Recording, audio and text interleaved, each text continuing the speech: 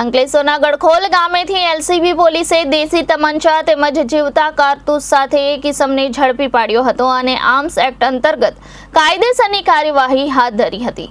Bharuch LCB પોલીસની ટીમને બાતમી મળી હતી કે અંકલેશ્વર રાજપીપળા ચોકડીથી ભરૂચ તરફ જવાના રોડ પર સર્વિસ રોડના છેડે બે ઇસમો ઉભેલા છે, જે પૈકી એક ઇસમ પાસે દેશી તમંચો છે અને તેઓ કોઈ ગુનાહિત કૃત્ય કરવાની ફિરાકમાં છે તેવી બાતમીના આધારે પોલીસ ટુકડીએ સ્થળ પર દોડી જઈ તેઓને દબોચવાની કોશિશ કરી હતી, પરંતુ એક ઇસમ ફરાર થઈ ગયો હતો। પરંતુ વાગરા તાલુકાના જોલવા ગામનો રહીશ ભરતમાલા બાંબા આઝાદ ઝડપાઈ ગયો હતો। પોલીસે તેની પાસેથી દેશી બનાવટનો તમંચો, 2 નંગ મેગઝીન તથા જીવતા કાર્ટીજ નંગ 14 તથા એક મોબાઈલ ફોન તથા એક મોટરસાયકલ મળીને કુલ રૂપિયા 71,400 નો મુદ્દા માલ કબજે કર્યો હતો। ત્યારે તેનો ફરાર સાગરીત રોહિત સુનિલ મંડલ અંકલેશ્વરના ગડખોલ ગામની પરિશ્રમ સોસાયટીમાં રહે છે તેની ધરપકડના ચક્રો ગતિમાન કર્યા હતા।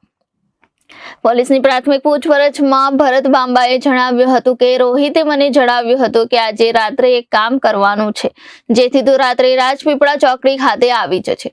જેથી હું ત્યાં રાજપીપળા ચોકડી ખાતે આવ્યો હતો, જ્યાં તેનો મિત્ર રોહિત મંડલે તેને પિસ્તલ તથા 2 મેગઝીન કાર્ટીજ ભરેલી આપી હતી, પરંતુ તેઓ કોઈ કૃત્યને અંજામ આપે તે પહેલા પોલીસ આવી ગઈ હતી।